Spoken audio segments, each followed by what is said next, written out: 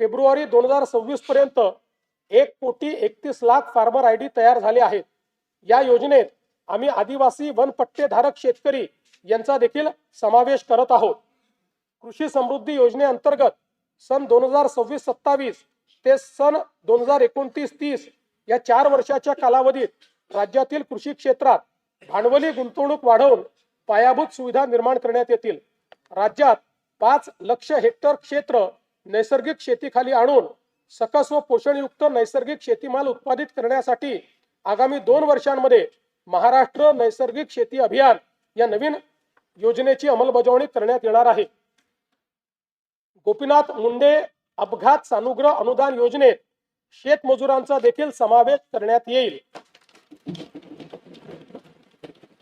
राज्याच्या कृषी उत्पन्नात पशुपालनाचा वाटा 25% आहे। ही व्याप्ती वाढवण्यासाठी आम्ही मुख्यमंत्री ग्रामीण पशुधन उद्योजक योजना सुरू करत आहोत। पशुसंवर्धन आणि मत्स्य व्यवसायाला आता कृषी समकक्ष दर्जा देण्यात आला आहे। त्यामुळे या क्षेत्रालाही शेतीप्रमाणे सर्व पायाभूत सुविधा आणि सवलती मिळतील, ज्यामुळे मत्स्य आणि पशुजन्य उत्पादनात मोठी वाढ होईल। संयुक्त राष्ट्र संघटनेने हे वर्ष आंतरराष्ट्रीय महिला शेतकरी वर्ष म्हणून घोषित केले आहे। त्यानिमित्त महिला गोपालक, कुक्कुटपालक आणि शेळी पालकांसाठी आम्ही विशेष प्रोत्साहनपर कार्यक्रम राबविणार आहोत। मत्स्य व्यवसाय क्षेत्राच्या विकासासाठी प्रतिवर्षी 1,240 कोटी रुपये आर्थिक भाराच्या मुख्यमंत्री मत्स्य संपदा योजनेस मान्यता देण्यात आली आहे। या योजनेमुळे राज्यातील मच्छीमारांचे आर्थिक व सामाजिक विकासाबरोबरच पायाभूत सुविधा निर्मितीमुळे मत्स्य उत्पादनात वाढ होणार आहे।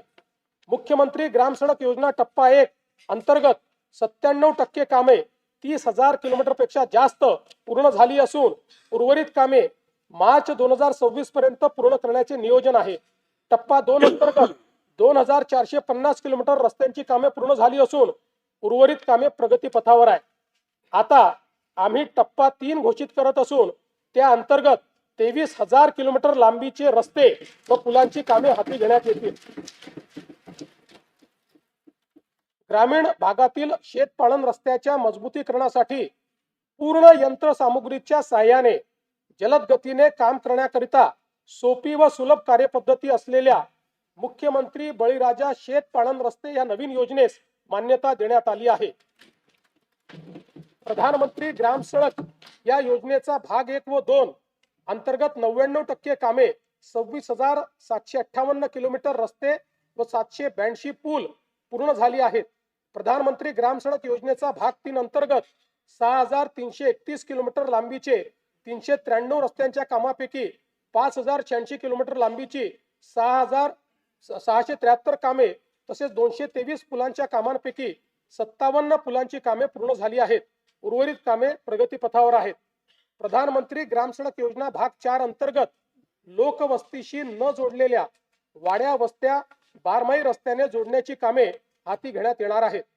प्रधानमंत्री आवास योजना ग्रामीण टप्पा 2 अंतर्गत सन 2024-25 व 25-26 करिता 27,87,000 मंजूर घरकुलांपैकी 3,57,000 घरकुले पूर्ण झाली असून उर्वरित घरकुलांची कामे प्रगतीपथावर आहेत।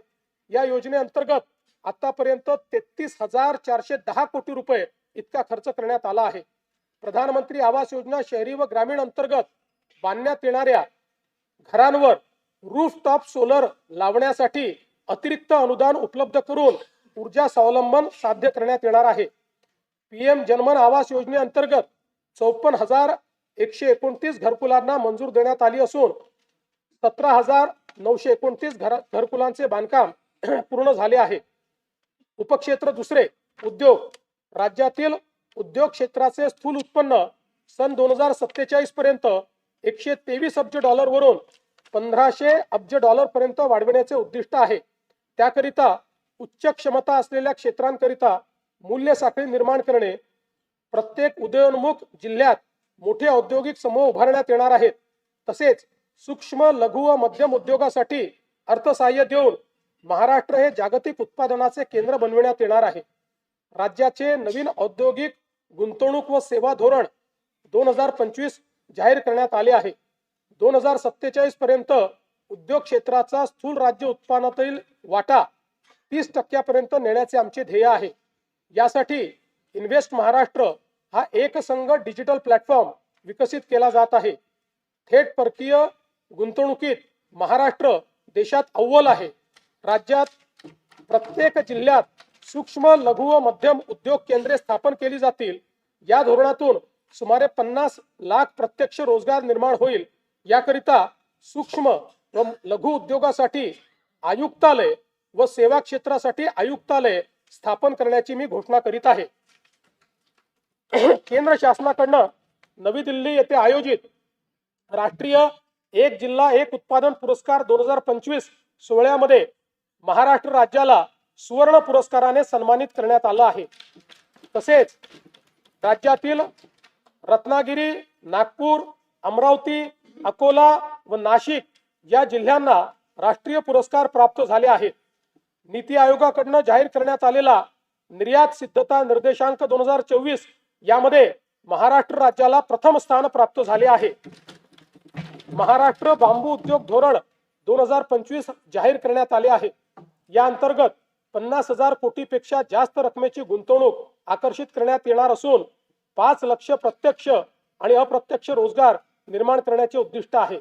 एशियाई विकास बँक अर्थसहाय्यित सुमारे 4,271 कोटी रुपयांच्या बांबू विकास प्रकल्पाअंतर्गत औष्णिक विद्युत प्रकल्पात बांबू बायोमासचा वापर वाढविणे तसेच GIS, ब्लॉकचेन, टिश्यू कल्चर इत्यादीच्या माध्यमातून बांबू मूल्य साखळीचा विकास करण्याचे नियोजन आहे। स्टील हब म्हणून उदयास येत असलेल्या गडचिरोली जिल्ह्यात लोह खनिजावर आधारित विशाल व अतिविशाल स्टील उद्योगांच्या माध्यमातून सुमारे 2,62,000 कोटी रुपये गुंतवणूक व 70,000 पेक्षा जास्त रोजगार निर्मिती अपेक्षित आहे। गडचिरोली जिल्ह्यातील खनिज संपत्तीची वाहतूक सुरळीत होण्याकरता आणि जिल्ह्याच्या विकासाला गती देण्याच्या दृष्टीने रस्ते विकास कार्यक्रम हाती घेण्यात आला आहे। तसेच जिल्ह्यातील जैवविविधता संवर्धनासाठी विशेष मोहीम हाती घेण्यात आली असून 5 कोटी वृक्ष लागवड करण्यात येते आहे। राज्यातील नवीन महाराष्ट्र रत्ने व आभूषणे धोरण 2025 जाहीर करण्यात आले आहे। या अंतर्गत 1 लाख कोटी रुपयाची गुंतवणूक व 5 लाख रोजगार निर्मिती करण्याचे उद्दिष्ट निश्चित करण्यात आले आहे।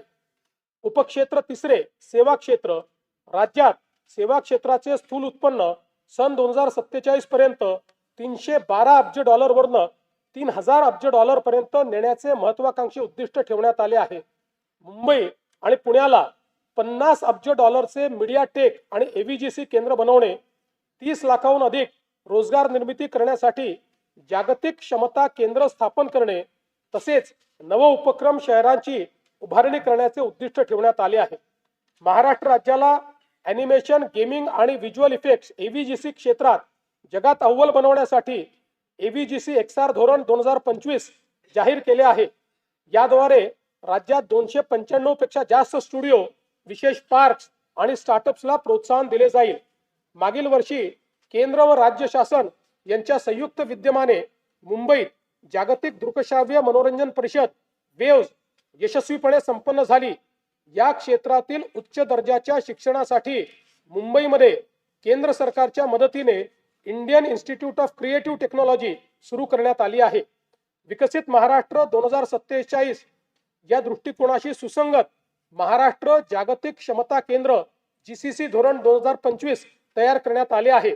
मला सांगताना आनंद वाटतो की महाराष्ट्रातील पुणे हे GCC साठी देशातील सर्वाधिक पसंतीचे स्थान ठरत आहे। राज्यात या धोरणाच्या माध्यमातून 400 नवीन जागतिक क्षमता केंद्र स्थापन करण्यात येणार असून 4 लाख उच्च कुशल नोकरीच्या संधी निर्माण करण्याचे उद्दिष्ट आहे। उपक्षेत्र चौथे पर्यटन राज्यात येणाऱ्या पर्यटकांची संख्या सन 2047 पर्यंत वार्षिक 16 कोटीहून 38 कोटीपर्यंत वाढवण्याचे उद्दिष्ट आहे।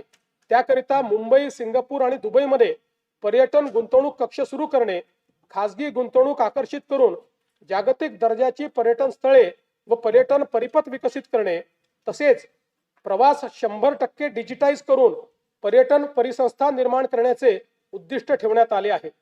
महाराष्ट्र पर्यटन विकास महामंडळाच्या सुवर्ण महोत्सवी वर्षानिमित्त निवडक 50 पर्यटन स्थळी पायाभूत सुविधा अत्याधुनिक करण्यासाठी प्रादेशिक पर्यटन विकास योजनेतून प्राधान्याने निधी उपलब्ध करून देण्यात येईल।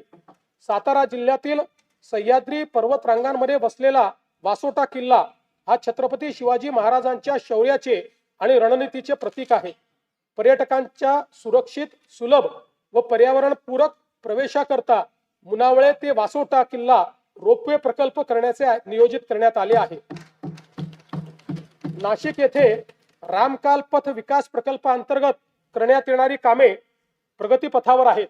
राज्यातली तिसरी चित्रनगरी नवरगाव तालुका रामटेक जिल्हा नागपूर येथे विकसित करण्यात येणार आहे।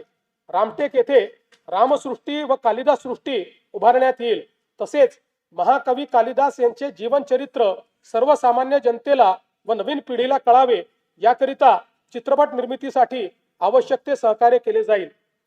देशातील एकूण 12 ज्योतिर्लिंगांपैकी राज्यात असलेल्या 5 ज्योतिर्लिंगांच्या तीर्थक्षेत्र विकास आराखड्याची प्रभावी व तात्काळ अंमलबजावणी करण्यासाठी भारतीय प्रशासकीय सेवेतील 5 वरिष्ठ अधिकाऱ्यांकडे नियमित आढावा, समन्वय व नियंत्रण करण्याची जबाबदारी सोपवण्यात आली आहे। पंढरपूर मंदिर विकास आराखड्याच्या पहिल्या टप्प्यातील कामे पूर्णत्वाच्या मार्गावर असून पुढील विकास कामांचे नियोजन प्रगतीत आहे।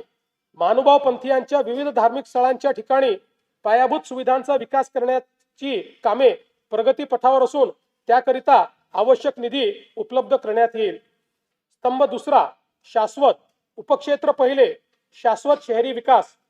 2047 पर्यंत राज्याची नागरी लोकसंख्या 70% होणार असून स्थूल राज्य उत्पन्नात या घटकाचे 75 ते 80% योगदान असणार आहे।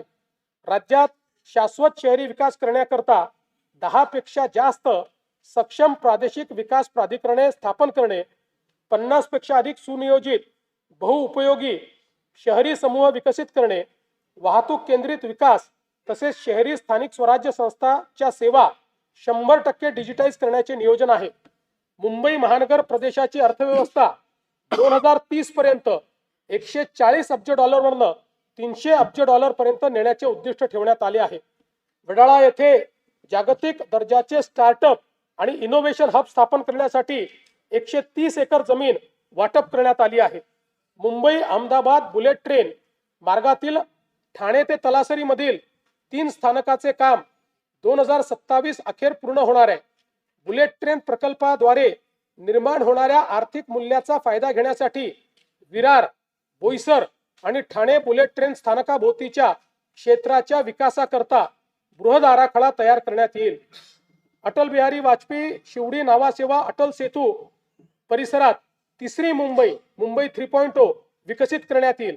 या अंतर्गत कर्नाळा साई चिरनेर, रायगड पेण आणि नवी मुंबई आंतरराष्ट्रीय विमानतळ अधिसूचित क्षेत्र ही ग्रीनफील्ड विकास केंद्रे म्हणून विकसित करण्याचे नियोजन आहे। वाढवण जिल्हा पालघर जवळ चौथी मुंबई विकसित करण्याचे नियोजित असून त्या अंतर्गत लॉजिस्टिक्स आणि वेअर हाऊसिंगसाठी विकास केंद्रे निर्माण करण्यात येतील। झोपडपट्टी पुनर्वसन प्राधिकरणामार्फत मुंबई महानगर प्रदेशातील 20 लाख झोपडपट्टी धारकांच्या घरांच्या पुनर्विकासासाठी तसेच भाडे तत्वावरील घरांसह 10 लाख परवडणारी घरे विकसित करण्यासाठी बृहद आराखडा तयार करण्यात येत आहे। मुंबई महानगर प्रदेशात नवीन बेकायदेशीर बांधकामे होणार नाहीत याची खात्री करण्यासाठी GIS आधारित मॅपिंगचा वापर करून नो न्यू स्लम फ्रेमवर्क विकसित करण्यात येणार आहे। सदर फ्रेमवर्क पुढे इतर शहरात देखील लागू करण्यात येईल। केंद्र शासनाकडून नीती आयोगामार्फत देशभरातील निवडक क्षेत्रांचा आर्थिक वाढीचा रोडमॅप तयार करण्यात येत आहे। मुंबई महानगराच्या धर्तीवर पुणे, नाशिक, नागपूर व छत्रपती संभाजीनगर ग्रोथ हब प्रकल्पाचा विकास आराखडा तयार करण्यात येणार आहे। नागपूर शहराच्या आर्थिक वाढीला चालना देण्यासाठी नवीन नागपूर म्हणून व्यापार व वित्तीय केंद्र विकसित करण्यात येणार आहे। नागपूर शहराच्या विकास व विस्ताराला चालना देण्यासाठी नागपूर रिंग रोडला देखील मान्यता देण्यात आली आहे। उपक्षेत्र दुसरे, वाहतूक व माल पुरवठा व्यवस्थापन। राज्यात सन 2047 पर्यंत प्रवासी व माल वाहतुकी करता सलग संपर्क जाळे निर्माण करण्यासाठी 1200 किलोमीटर लांबीचे मेट्रो मार्ग तसेच 6000 किलोमीटरपेक्षा जास्त द्रुतगती मार्ग विकसित करण्याचे नियोजन आहे. मुंबई, पुणे व नागपूर शहरामध्ये एकूण 490 किलोमीटर लांबीच्या मेट्रो मार्गिका उभारण्याचे काम हाती घेण्यात आले असून त्यापैकी 173 किलोमीटर लांबीच्या मार्गिका वाहतुकीसाठी खुल्या करण्यात आल्या आहेत. तसेच आगामी वर्षात 50 किलोमीटर लांबीच्या मार्गिका वाहतुकीसाठी खुल्या करण्याचे नियोजन आहे. सन 2029 पर्यंत आणखी 165 किलोमीटर लांबीच्या मेट्रो मार्गिका या सुरू करण्यात येणार आहेत. वडाळा ते gateway of India Mumbai metro मार्गिका 11 हा 23,487 कोटी रुपये किमतीचा पूर्णतः भूमिगत प्रकल्प हाती घेण्यात आला आहे. या प्रकल्पाचा विस्तार धारावी पुनर्वसन प्रकल्पातून पुढे वांद्रे उपनगरीय स्थानक व वांद्रे टर्मिनस पर्यंत करण्याचे नियोजन आहे. मुंबई विमानतळ आणि नवी मुंबई विमानतळ यांना जोडणारा मुंबई मेट्रो मार्ग 8 हा 22,862 कोटी रुपये किमतीचा प्रकल्प हाती घेण्यात येणार आहे. तळोजा ते खांदेश्वर नवी मुंबई मेट्रो मार्ग 2 या 5,575 कोटी रुपये किमतीच्या प्रकल्पामुळे नवी मुंबई विमानतळापर्यंत वाहतूक व्यवस्थेत लक्षणीय सुधारणा होईल.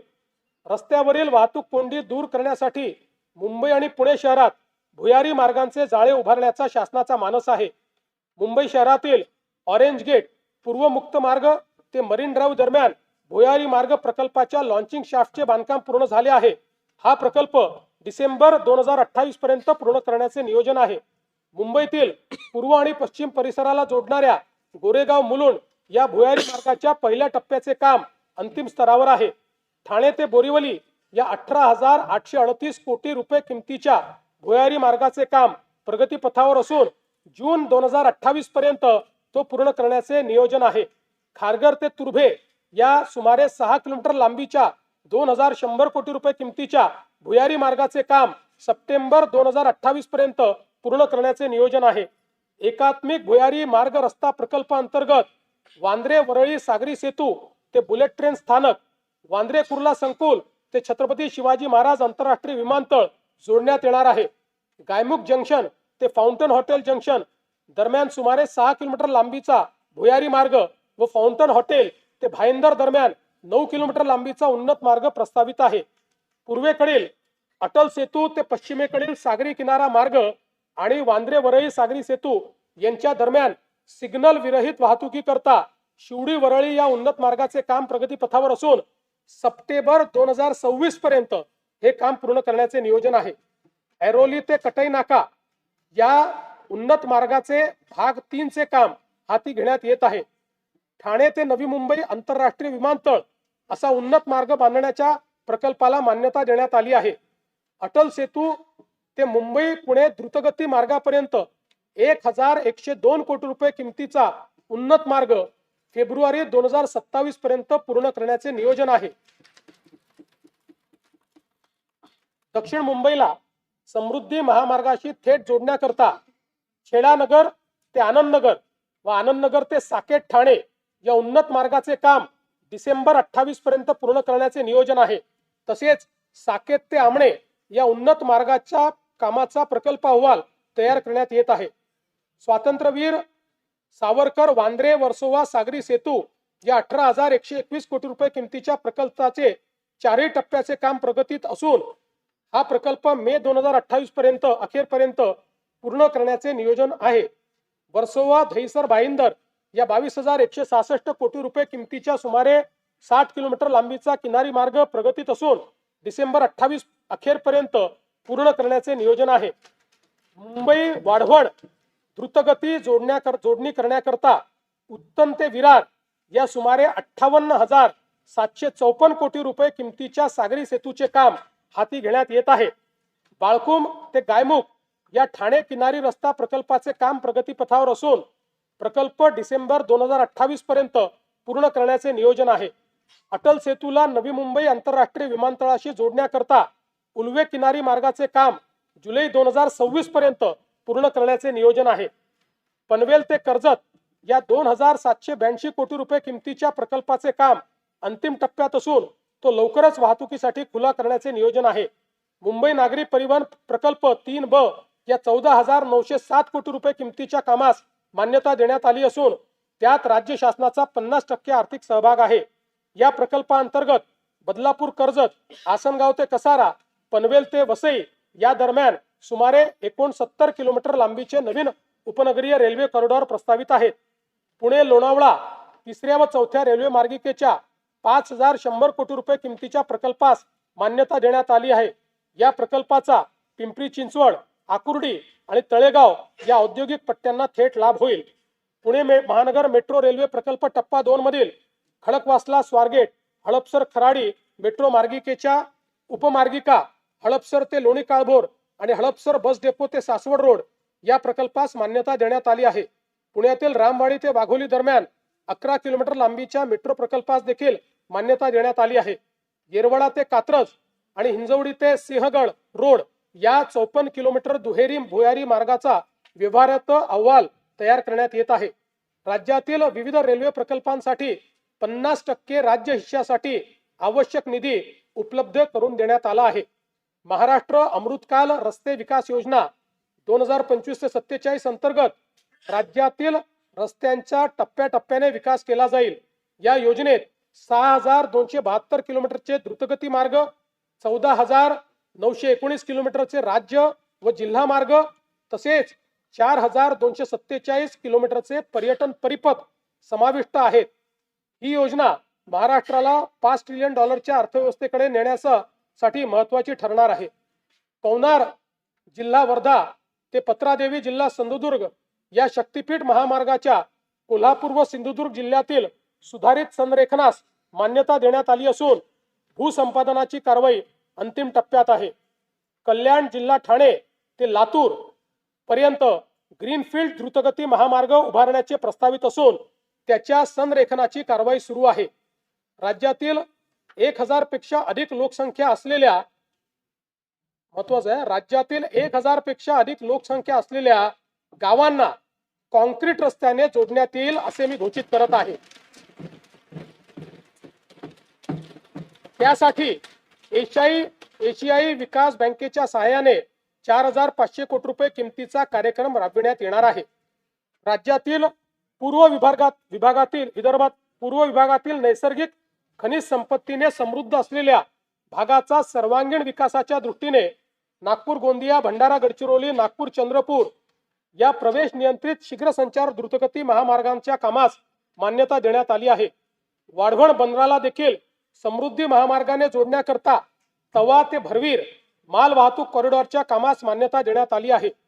पुणे ते शिरूर हे 53 किलोमीटर लांबीचे 7514 कोटी रुपये किमतीचे उन्नत मार्गाचे काम मंजूर करण्यात आले आहे।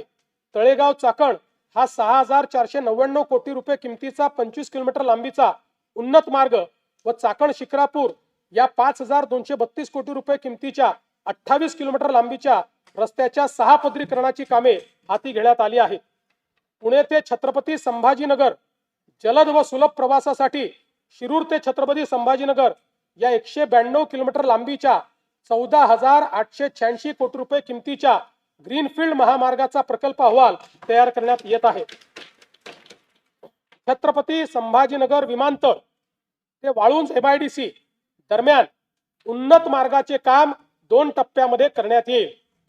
हडपसर यवत या 5262 कोटी रुपये किमतीच्या 31.50 किलोमीटर लांबीच्या 6 पदरी रस्त्याचे काम हाती घेण्यात आले आहे।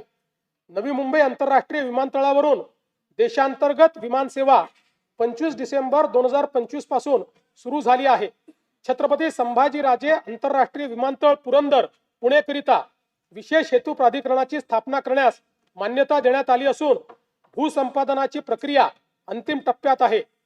गडचिरोली येथे ग्रीनफील्ड विमानतळासाठी भूसंपादनाची प्रक्रिया सुरू करण्यात आलेली आहे।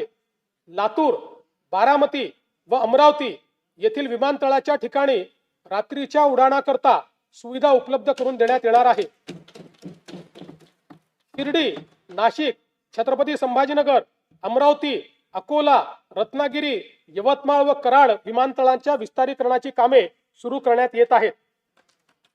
मुंबई महानगर प्रदेशातील वाढत्या वाहतूक कोंडीला पर्यायी पर्यावरणपूरक स्वस्त उपाय म्हणून सध्याचे जलमार्गांचे 125 किलोमीटरचे जाळे 340 किलोमीटर पर्यंत विस्तारण्यात येणार आहे। त्यामुळे सध्या वार्षिक 1,60,00,000 असलेली प्रवासी संख्या 2031 पर्यंत 7,39,00,000 पर्यंत वाढेल। यासाठी 21 विद्यमान जलमार्गावरील 20 टर्मिनलचे अद्ययावतीकरण आणि 11 नवीन जलमार्गावर 24 टर्मिनलची निर्मितीसाठी 6,600 कोटी रुपयाचा खर्च अपेक्षित आहे। मुंबईमधील रेडिओ क्लब येथील नवीन जेटी प्रकल्प डिसेंबर 2027 पर्यंत पूर्ण करण्याचे नियोजन आहे। देशातील सर्वात मोठे बंदर म्हणून उदयास येत असलेल्या पालघर जिल्ह्यातील वाढवण बंदर प्रकल्पाकरिता राज्य हिस्सा म्हणून आवश्यक निधी टप्प्याटप्प्याने उपलब्ध करून देण्यात येणार आहे।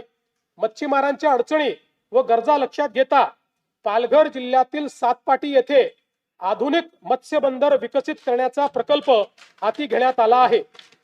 या प्रकल्पामुळे बोटींसाठी सुरक्षित थांबा, वादळी वाऱ्यापासून संरक्षण आणि आधुनिक सोयी सुविधा उपलब्ध होणार असून त्याद्वारे मत्स्य उत्पादनात भरीव वाढ होणार आहे। वाढवण बंदर प्रकल्पातून 12 लाखाहून अधिक थेट रोजगार निर्मिती होणार आहे। वाढवणच्या आसपासच्या सुमारे 44 गावामधील स्थानिक तरुणांना रोजगार देण्यासाठी वाढवण बंदर कौशल्य विकास कार्यक्रम राबविण्यात येत आहे।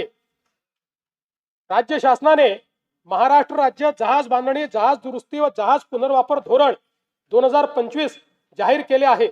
या धोरणाअंतर्गत मरीन शिपयार्ड क्लस्टर विकसित करण्यात येणार असून ग्रीनफील्ड जहाज बांधणी क्लस्टर प्रकल्पासाठी आवश्यक तरतूद करण्यात येणार आहे। उपक्षेत्र तिसरे ऊर्जा आणि शाश्वतता सन 2047 पर्यंत 75% स्वच्छ ऊर्जा मिळवण्याचे राज्याचे उद्दिष्ट आहे। यासाठी राज्यात सौर, पवन आणि हरित हायड्रोजन प्रकल्पांना चालना दिली जात आहे। मुख्यमंत्री बळीराजा मोफत वीज योजनेअंतर्गत 7.5 हॉर्स पॉवर पर्यंतच्या कृषी ग्राहकांना वीज बिलामध्ये 100% सवलतीच्या अनुषंगाने योजनेच्या अंमलबजावणीपासून तर फेब्रुवारी 2026 पर्यंत 32,756 कोटी रुपये वितरित केले आहे आणि सन 2026-27 मध्येही ही योजना सुरूच राहणार आहे आणि त्याकरता 20,000 कोटी रुपये एवढा निधी आरक्षित करण्यात आलेला आहे।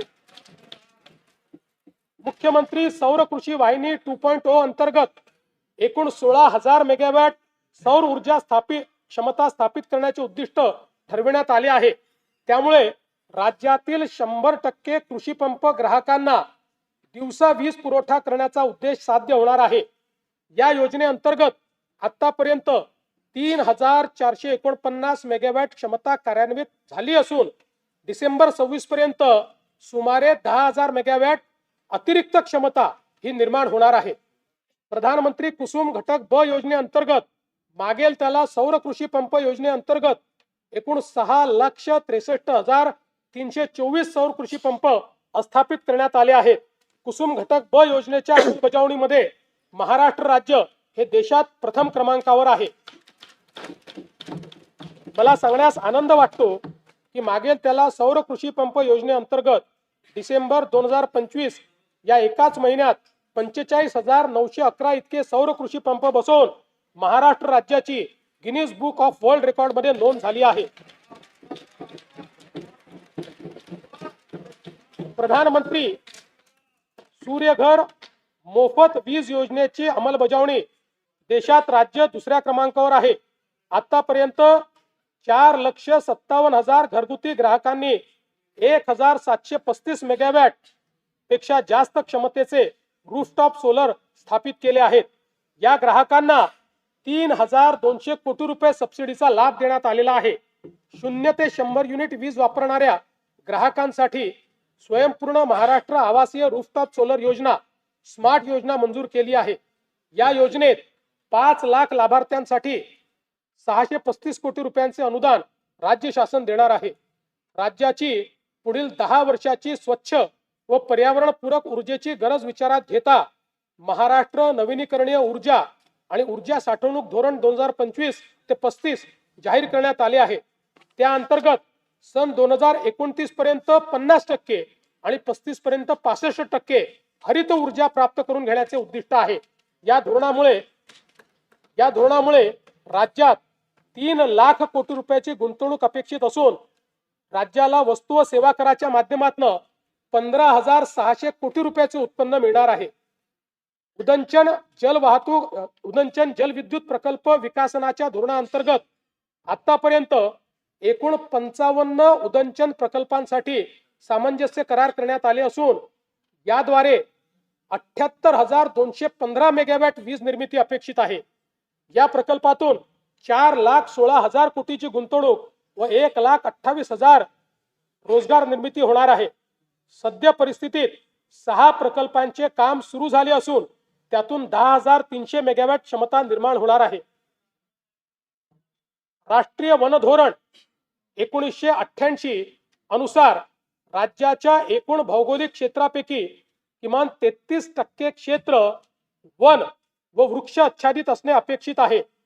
पर्यावरण संवर्धन, हवामानाच्या बदलाशी लढा आणि ग्रामीण रोजगार निर्मिती या त्रिसूत्रीवर महाराष्ट्रातील हरित क्षेत्र वाढविण्यासाठी 300 कोटी वृक्ष लागवडीची मोहीम हाती घेण्यात येईल. उपक्षेत्र चौथे, पाणी व्यवस्थापन. सन 2047 पर्यंत पाण्याची लागणारी गरज विचारात घेऊन ग्रामीण व शहरी भागात विहित मानकानुसार पाणी उपलब्धतेची सुनिश्चिती केली जाईल. प्रत्येक नागरी व ग्रामीण स्थानिक स्वराज्य संस्थेचे जललेखा परीक्षण करून शाश्वत पाणी वापर संस्था निर्माण करण्याचे उद्दिष्ट आहे. डिजिटल, प्रमाणित आणि ऑनलाईन जलसंपत्तीची माहिती प्राप्त होण्याकरता राज्य जल माहिती केंद्र स्थापन करण्यात येणार आहे. या केंद्राची इमारत नाशिक येथे प्रस्तावित असून या केंद्रासाठी एकूण 71 कोटी 20 लक्ष रुपये इतका खर्च अपेक्षित आहे. वैनगंगा नळगंगा नदीजोड योजनेच्या 94,968 कोटी रुपये किमतीच्या प्रकल्पास प्रशासकीय मान्यता देण्यात आली आहे. वैतरणा व उल्हास खोऱ्यातील 54 टीएमसी अतिरिक्त पाणी गोदावरी खोऱ्यात वळवण्याचे प्रस्तावित असून सविस्तर प्रकल्प अहवाल तयार करण्याची कारवाई सुरू आहे. दमणगंगा वैतरणा गोदावरी नदीजोड प्रकल्पाच्या 13,497 कोटी रुपये किमतीच्या कामास प्रशासकीय मान्यता देण्यात आली आहे. नार पार गिरणा नदीजोड प्रकल्पाच्या 7,465 कोटी रुपये किमतीच्या कामास प्रशासकीय मान्यता देण्यात आली आहे. दमणगंगा एकदरे गोदावरी नदीजोड प्रकल्पाच्या एकूण 2,213 कोटी रुपयाच्या कामास मान्यता देण्यात आली आहे.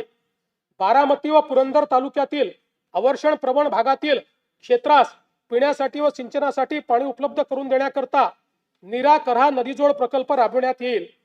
कोल्हापूर व सांगली जिल्ह्यातील पूर्व अन्य धोके निवारणासाठी जागतिक बँकेच्या सहाय्याने 2,240 कोटी रुपये किमतीचा महाराष्ट्र राज्य प्रतिसादक्षम विकास कार्यक्रम राबविण्यास मान्यता देण्यात आली आहे.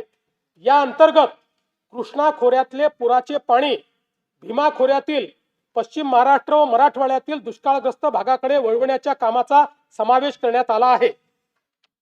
हवामानाचा अंदाज व्यक्त करणाऱ्या अनेक संस्थांनी सन 2026 मध्ये अल निनोच्या संभाव्य प्रभावामुळे मान्सूनच्या पावसावर परिणाम होऊन दुष्काळ सदृश्य परिस्थिती निर्माण होण्याची शक्यता व्यक्त केली आहे. गंभीर आहे आपल्याकरता.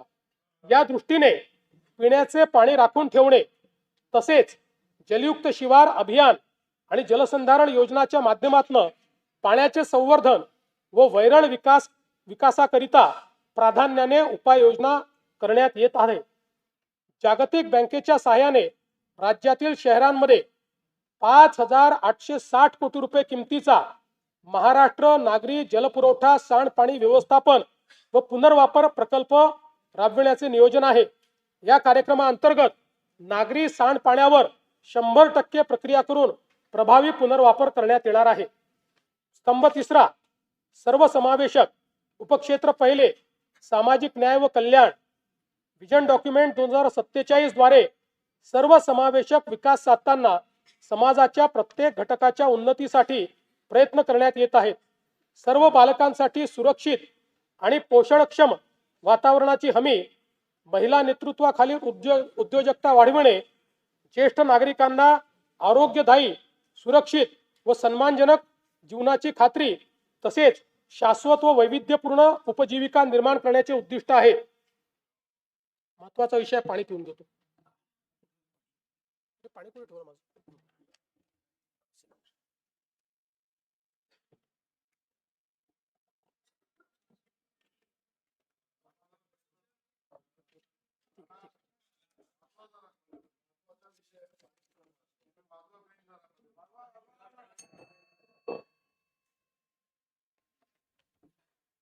आम्ही राज्यातील शेतकऱ्यांसाठी कर्जमाफी योजना राबविण्याचे आश्वासन दिले होते. त्याकरिता समिती गठीत केली आहे. राज्यातील 30 सप्टेंबर राज्यातील 30 सप्टेंबर 2025 रोजी पीक कर्ज थकीत असणाऱ्या पात्र शेतकऱ्यांना 2 लाख रुपयापर्यंत कर्जमाफी देणारी पुण्यश्लोक अहिल्यादेवी होळकर शेतकरी कर्जमाफी योजना मी आज जाहीर करीत आहे. नाना भाऊ, राज्यातील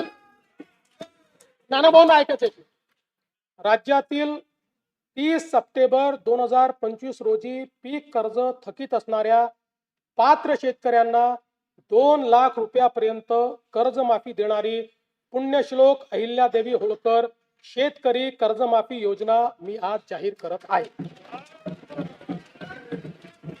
जे शेतकरी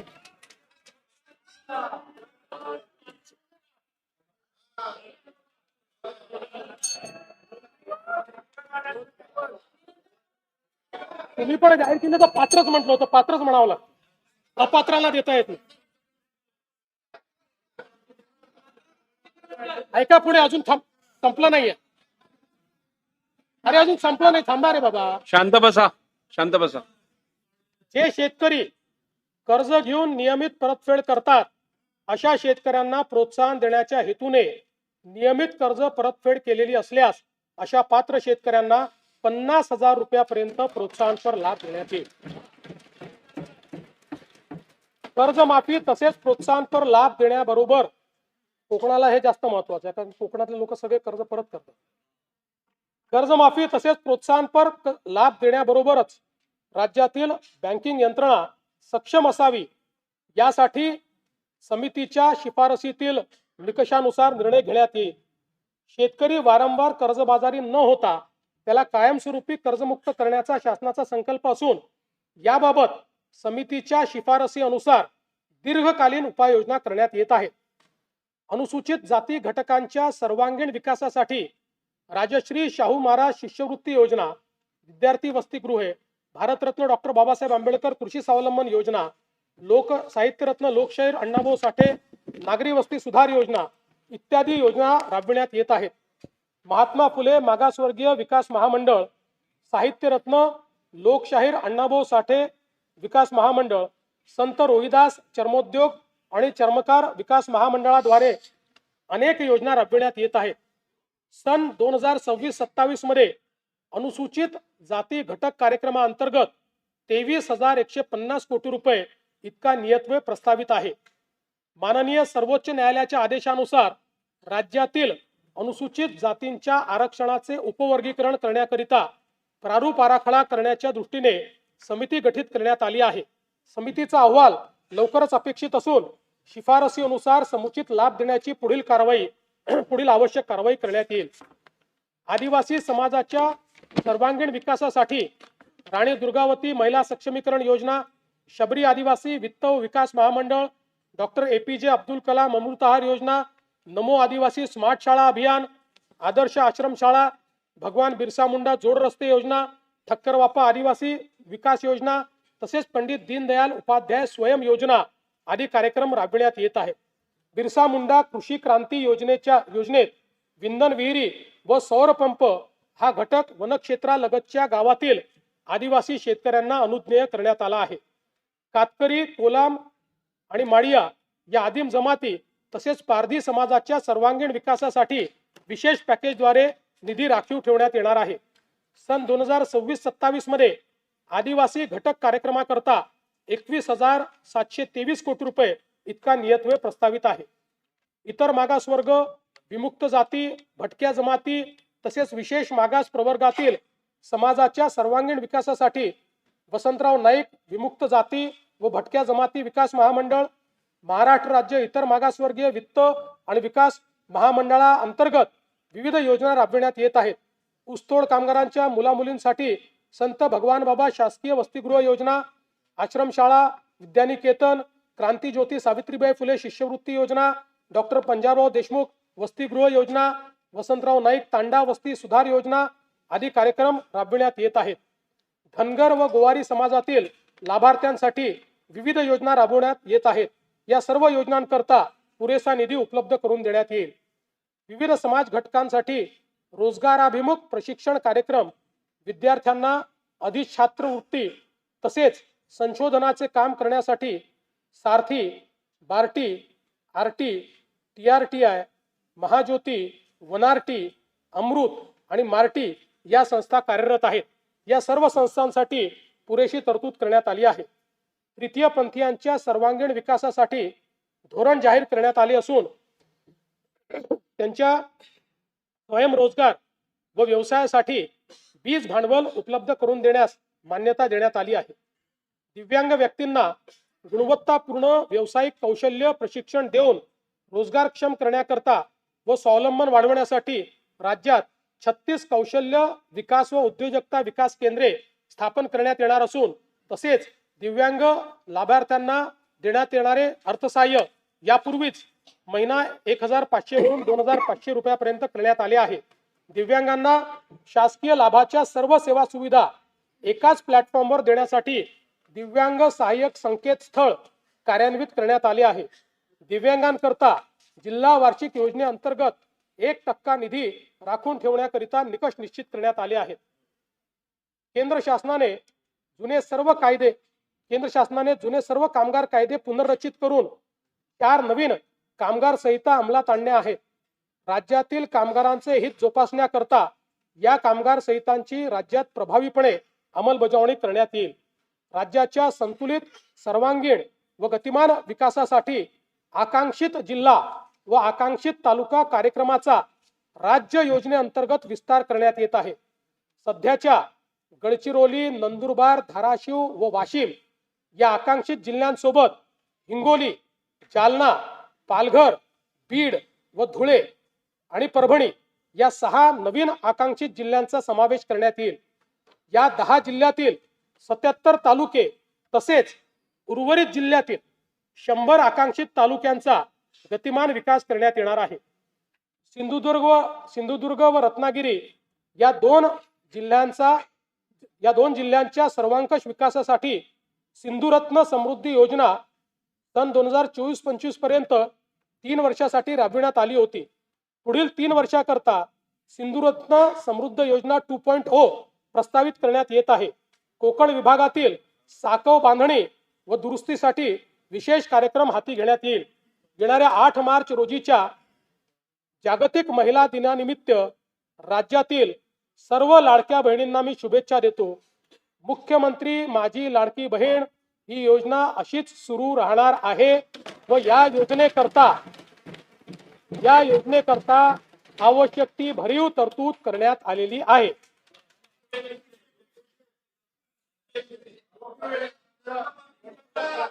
काळजी करू नका. तुमच्या मनातली एक एक गोष्ट आम्हीच पूर्ण करतोय, आम्हीच करत राहणार. फक्त कोर्टात जाऊ नका, योजनेच्या विरुद्ध कोर्टात जाऊ नका.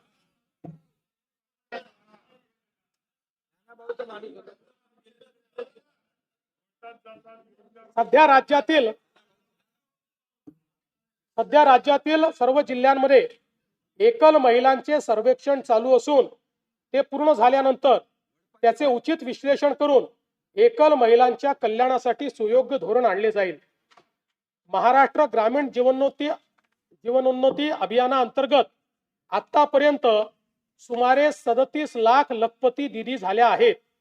सन 2026-27 मध्ये आणखी 25 लाख बहिणींना लखपती दिदी करण्याचे उद्दिष्ट आहे.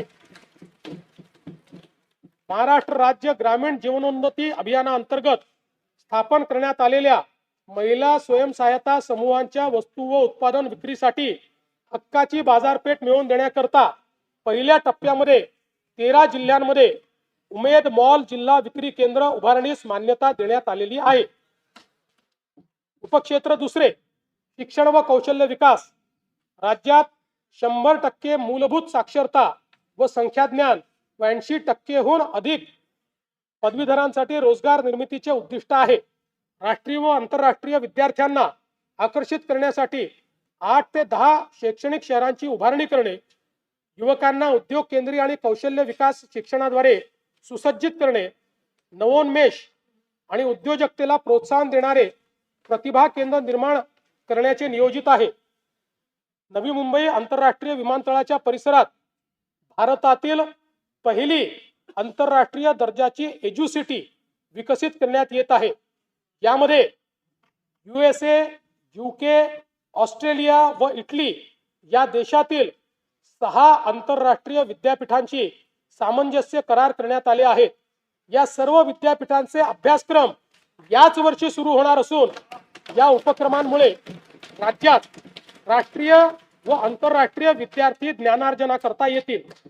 अमरावती शहरातील शिक्षण विभागाची सर्व कार्यालये एकत्रित आणण्यासाठी डॉक्टर पंजाबराव देशमुख शैक्षणिक संकुलाची उभारणी करण्यात येईल. राज्यातील राज्यस्तरीय विज्ञान प्रदर्शनात विशेष प्रावीण्य मिळविणाऱ्या विद्यार्थ्यांचे मनोबल वाढविण्यासाठी आपण बक्षीस रकमेत मोठी वाढ केली आहे. विद्यार्थ्यांमध्ये विज्ञानाची ओढ निर्माण करण्यासाठी मुख्यमंत्री विज्ञान वारी उपक्रमाअंतर्गत विद्यार्थ्यांना इस्रो आणि अमेरिकेतील नासा या जगप्रसिद्ध संस्थांना भेट देण्याची संधी उपलब्ध करून देण्यात येणार आहे.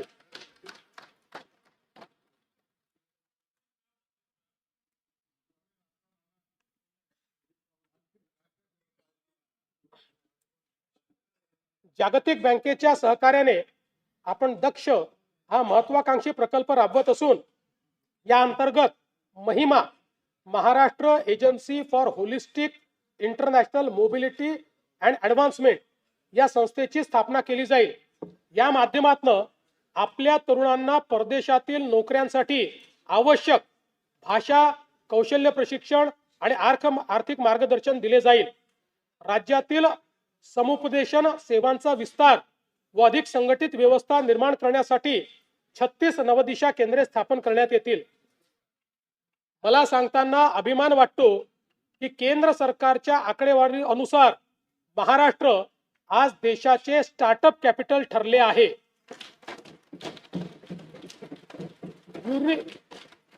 युनिकॉर्न्सच्या संख्येतही आपलेच राज्य देशात प्रथम क्रमांकावर आहे.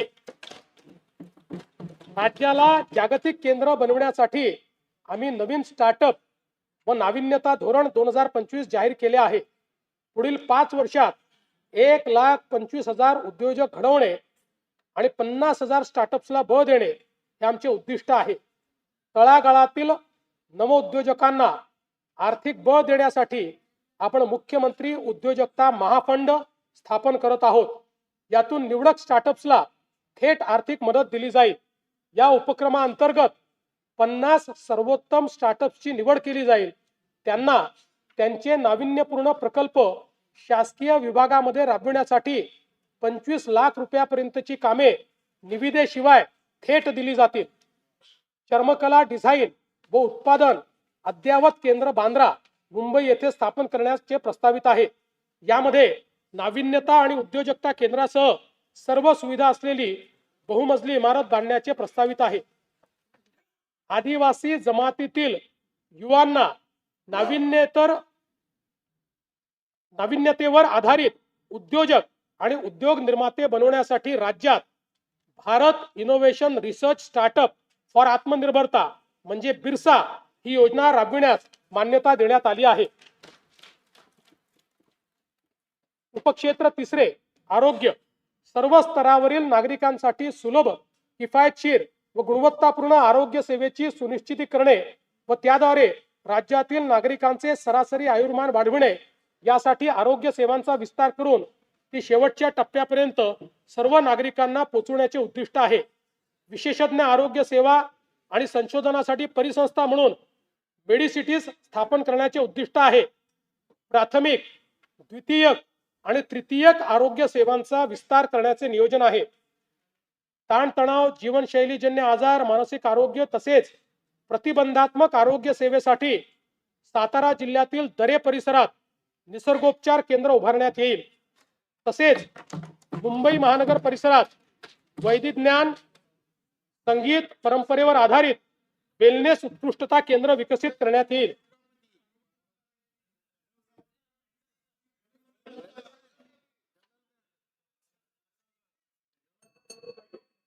तुम्ही भेट द्यायला या म्हणजे तुम्हाला समजेल. कर्करोग, मधुमेह व हृदयविकार यासारख्या आजारांचे लवकर निदान करण्याकरता एशियाई विकास बँकेच्या सहाय्यतेतून ग्रामीण भागात दरवर्षी तपासणी मोहीम राबवण्यासाठी 4,500 कोटी रुपये किमतीची प्रगती योजना प्रस्तावित आहे. राज्यातील 29 महानगरपालिका, 247 नगर परिषदा आणि 147 नगरपंचायतीमध्ये राष्ट्रीय आरोग्य कार्यक्रम व आरोग्य विभागाच्या सर्व गुणवत्तापूर्ण सुविधा देण्याकरता समन्वय साधणे व कामकाजाचे संनियंत्रण करण्यासाठी शहरी आरोग्य आयुक्तालयाची स्थापना करण्यास मान्यता देण्यात येत आहे. राज्यात डिजिटल सार्वजनिक आरोग्य परिसंस्था निर्माण करण्यासाठी महाराष्ट्र डिजिटल आरोग्य तंत्रज्ञान अभियान राबविण्यात येईल.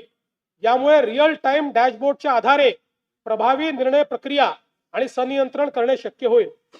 आयुष्यमान भारत प्रधानमंत्री जनारोग्य योजना व महात्मा फुले जनारोग्य योजनेअंतर्गत उपचार संख्येत 1,356 वरून 2,399 इतकी वाढ करण्यात आलेली आहे. जवळपास 1,000 आजार त्यात वाढवले आहेत. आणि अंगीकृत रुग्णालयाची संख्या 1,792 वरून 4,537 पर्यंत वाढवण्यात आली आहे. या योजनेअंतर्गत जास्त खर्च होणाऱ्या 9 प्रकारच्या अवयव प्रत्यारोपणाच्या उपचारासाठी 22 लाख रुपये पर्यंतची रक्कम राज्य आरोग्य हमी सोसायटीच्या निधीतून देण्यास मान्यता देण्यात आलेली आहे. 22 लाख रुपये पर्यंत राज्य सरकार देईल. सार्वजनिक आरोग्याच्या सर्वंकष उन्नतीसाठी एम्स व आयएमच्या धर्तीवर उच्च गुणवत्तेच्या प्रशिक्षण व संशोधनासाठी नागपूर येथे भारतीय सार्वजनिक आरोग्य संस्थेच्या सहकार्याने महाराष्ट्र सार्वजनिक आरोग्य संस्था स्थापन करण्यात येईल. राज्यात 35 शासकीय वैद्यकीय महाविद्यालय कार्यान्वित आहेत. त्यापैकी नव्याने मान्यता दिलेल्या 11 महाविद्यालयांची बांधकामे विविध टप्प्यावर आहे. स्वामी रामानंद तीर्थ ग्रामीण शासकीय वैद्यकीय महाविद्यालय अंबाजोगाई या संस्थेच्या इमारतीच्या एकत्रीकरणाकरता बृहद आराखडा तयार करण्यात आला आहे. राज्यात विविध जिल्हा आरोग्य संस्थांची बळकटीकरणाची कामे सुरू असून त्यासाठी आवश्यक निधी उपलब्ध करून देण्यात येईल. बीड येथील जिल्हा रुग्णालयाच्या विस्तारीकरणासाठी 360 खाटांचे रुग्णालय बांधकाम, नर्सिंग कॉलेज व वसतिगृहाचे काम प्रस्तावित आहे. उपक्षेत्र चौथे सॉफ्ट पॉवर. राज्यास भाषा, कला, क्रीडा व संस्कृतीचा समृद्ध वारसा लाभलेला आहे. या बाबीचे जतन, संवर्धन आणि त्याचा प्रसार करणे, सांस्कृतिक वारशाचे महत्त्व विशद करणे, अधिकाधिक प्रसिद्धी देऊन त्यांना आंतरराष्ट्रीय व्यासपीठ उपलब्ध करून देण्याचे उद्दिष्ट आहे. राष्ट्रीय व आंतरराष्ट्रीय दर्जाचे खेळाडू निर्माण करण्याकरिता राज्यातील क्रीडा पायाभूत सुविधा व प्रशिक्षणावर विशेष भर देण्यात येणार आहे. नाशिक व त्र्यंबकेश्वर येथे सन 2027 मध्ये सिंहस्थ कुंभमेळा संपन्न होणार आहे. कुंभमेळ्याच्या आयोजनासाठी प्राधिकरणाची स्थापना करण्यात आली असून नाशिक व त्र्यंबकेश्वर येथे कुंभमेळ्याच्या निमित्त देशभरातून आणि परदेशातून मोठ्या प्रमाणात भाविक येतील. या कुंभमेळ्याचे सुयोग्य आयोजनासाठी एकात्मिक विकास आराखडा तयार करण्यात आला असून त्याकरता आवश्यक तो सर्व निधी उपलब्ध करून देण्यात येत आहे. या अंतर्गत गोदावरी नदी स्वच्छता, त्र्यंबकेश्वर येथे उपसा योजनेद्वारे अमृत स्नान व पिण्याच्या पाण्याची व्यवस्था, मलनिस्सारण प्रकल्प, घाट सुशोभीकरण व इतर सुशोभीकरणाची कामे प्रगतीपथावर आहेत. नाशिक विमानतळ, Nashik ring road, Nashik railway station, Nashik bus station इत्यादी सर्व पायाभूत सुविधांच्या श्रेणीवर्धनाची कामे पूर्ण करण्याचे नियोजन आहे. युनेस्कोच्या जागतिक वारसा नामांकन प्राप्त 12 किल्ल्यांमध्ये राज्यातील रायगड, राजगड, प्रतापगड, साल्हेर, लोहगड, शिवनेरी, पन्हाळा, खांदेरी, सुवर्णदुर्ग, सिंधुदुर्ग, विजयदुर्ग आणि तामिळनाडू राज्यातील जिंजी या किल्ल्यांचा समावेश आहे. या ऐतिहासिक किल्ल्यांचे जतन करण्याकरता आवश्यक उपाययोजना करण्यात येत आहेत. आंबेगाव बुद्रुक तालुका हवेली जिल्हा पुणे येथे शिवसृष्टी प्रकल्पासाठी आणि सिंधुदुर्ग जिल्ह्यातील राजकोट किल्ला परिसर विकासासाठी आवश्यक निधी उपलब्ध करून देण्यात येईल. आंग्रा येथे छत्रपती शिवाजी महाराजांचे स्मारक व पानिपत हरियाणा काला अम येथे मराठा शौर्य स्मारक उभारण्यास मान्यता देण्यात आली आहे. या स्मारकांच्या जागा निश्चितीसाठी संबंधित राज्य सरकारशी समन्वय साधण्यात येत आहे. स्वराज्यासाठी प्राणाची आहुती देणारे छत्रपती संभाजी महाराजांच्या मौजे तुळापूर येथील भव्य स्मारकाचे काम जून 2026 पर्यंत पूर्ण करण्याचे नियोजन आहे. मौजे वडू बुद्रुक येथील समाधी स्थळाचे काम जून 2027 पर्यंत पूर्ण करण्याचे नियोजन आहे. संगमेश्वर जिल्हा रत्नागिरी येथील स्मारकाच्या कामाचा नियोजन आराखडा अंतिम टप्प्यात असून हे काम देखील लवकरच हाती घेण्यात येईल. छत्रपती संभाजी महाराज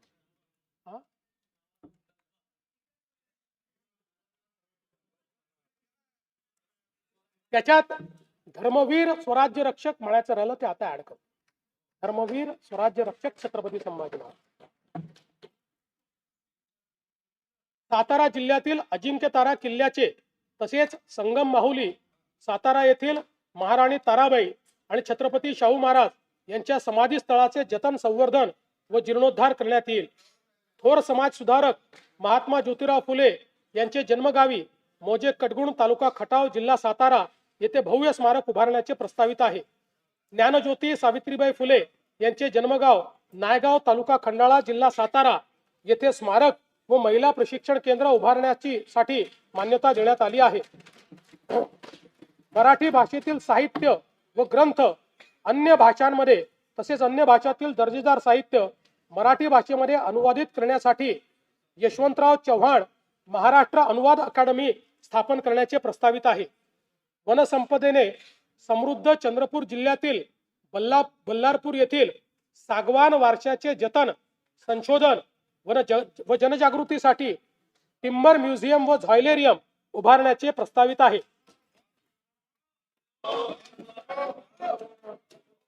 सन 2036 मध्ये होणाऱ्या ऑलिम्पिक स्पर्धांचे आयोजन करण्यासाठी भारत प्रयत्नशील आहे. राज्यातून जास्तीत जास्त खेळाडूंनी ऑलिम्पिक मध्ये सहभाग नोंदवावा याकरिता मिशन लक्ष्यवेध योजनेअंतर्गत athletics, badminton, boxing, weightlifting, hockey, कुस्ती, archery, shooting, rowing, sailing, lawn tennis व टेबल टेनिस या 12 खेळांचे राज्य स्तरावर 8 हाय परफॉर्मन्स सेंटर सुरू करण्यात आले आहेत.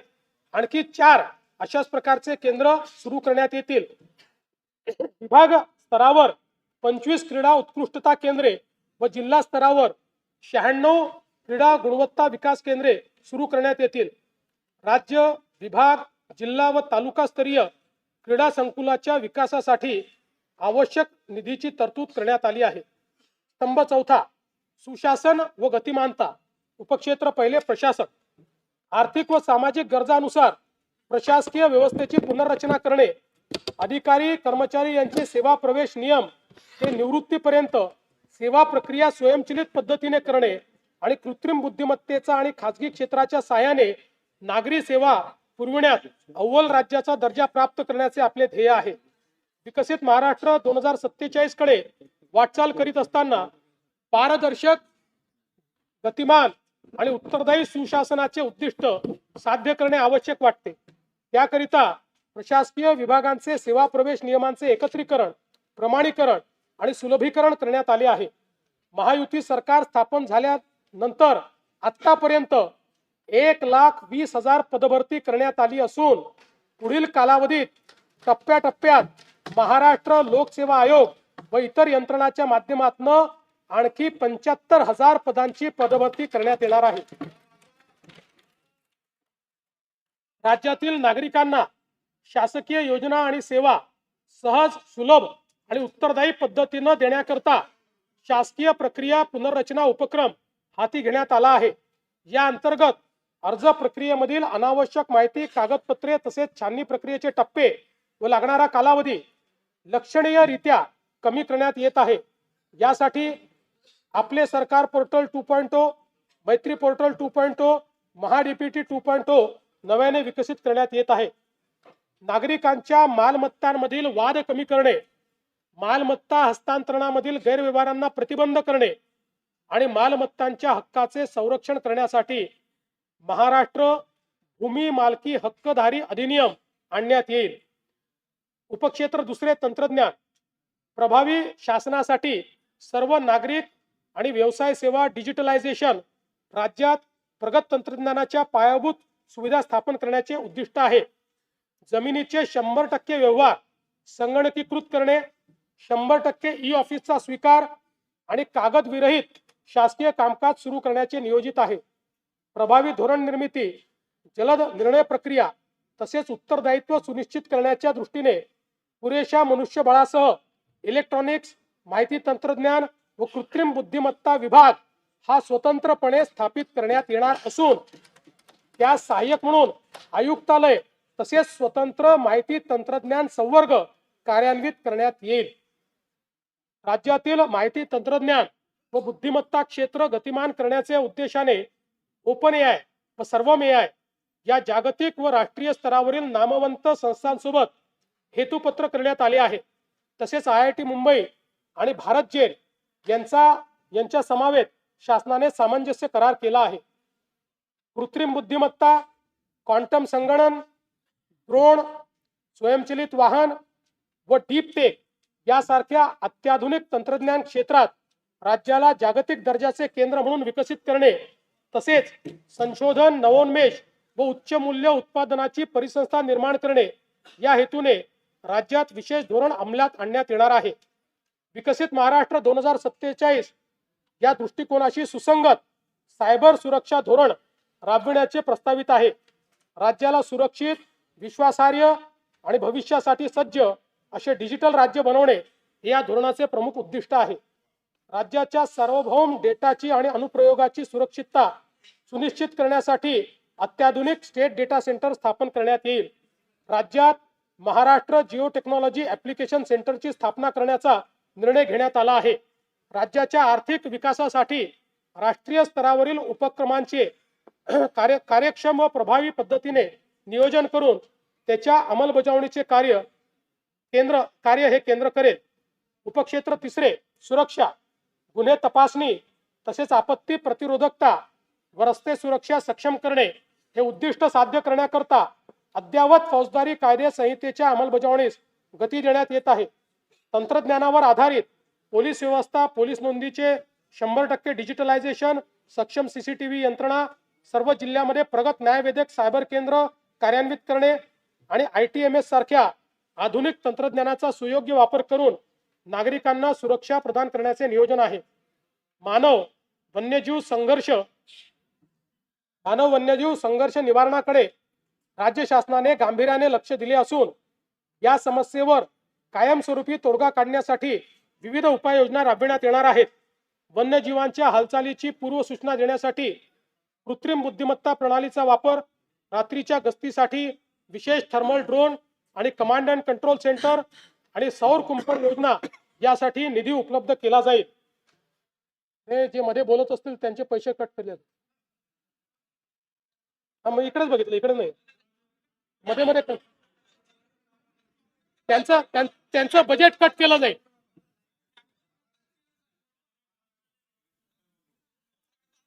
त्यांना परमनंट नाशिक मध्ये बसवण्यात येईल.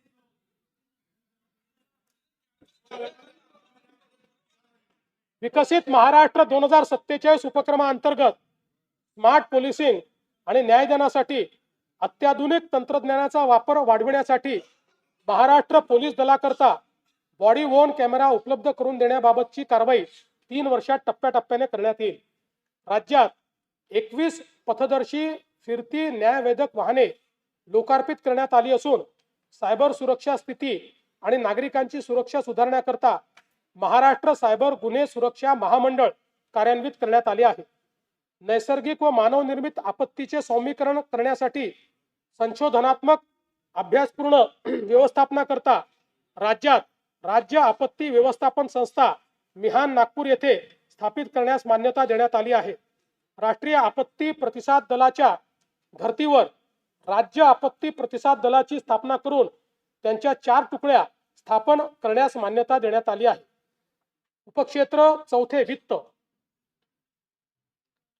डर मुझे भी लगा फासला देखकर, डर मुझे भी लगा फासला देखकर, पर मैं बढ़ता गया रास्ता देखकर, खुद ब खुद मेरे नजदीक आती गई मेरी मंजिल मेरा हौसला देखकर.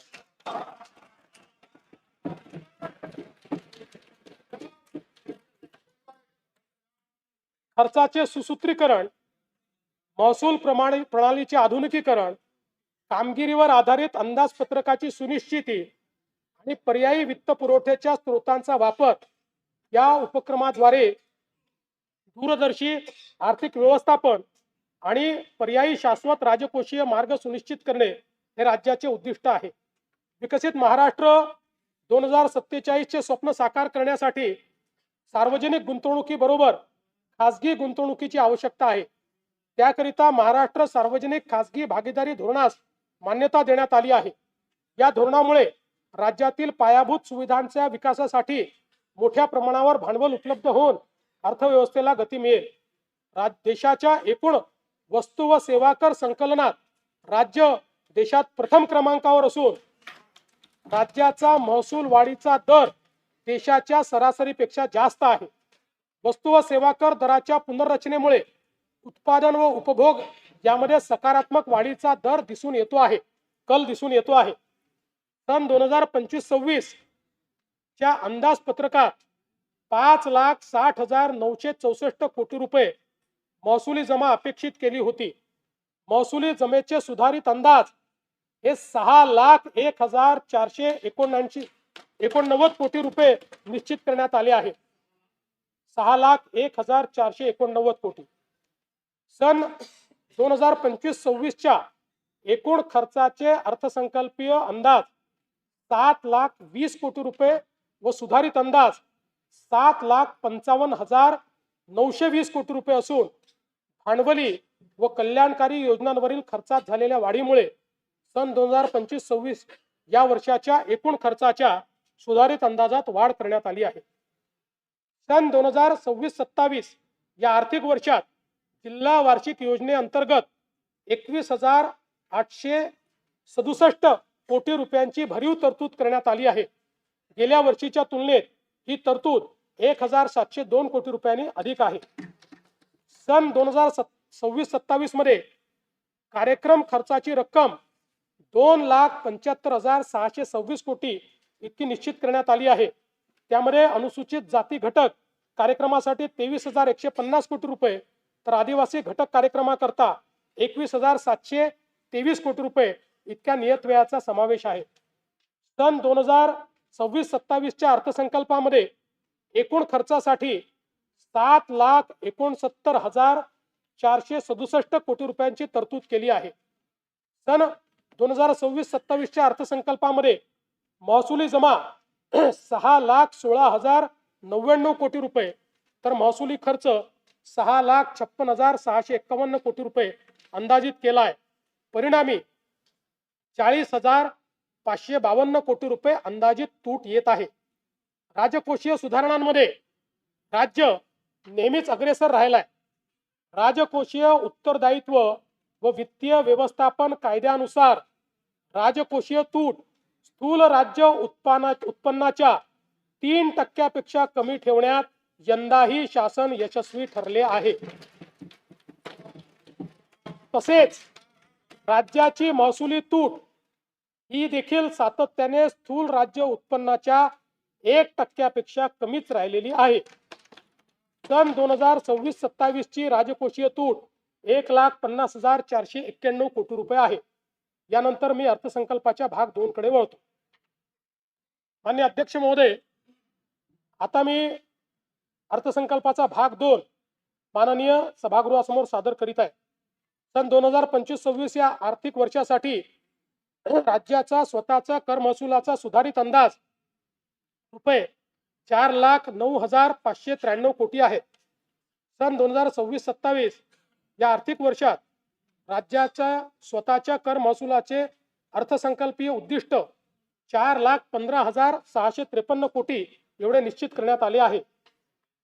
एक BS4 व त्यावरील प्रदूषणाची मानके असलेले वाहन निष्कासित करून नवीन वाहन खरेदी करताना मोटर वाहन करामध्ये 16% व BS3 व त्याखालील प्रदूषणाची मानके असलेले वाहन निष्कासित करून नवीन वाहन खरेदी करताना मोटर वाहन करामध्ये 30% सूट देण्याचे प्रस्तावित करण्यात येत आहे.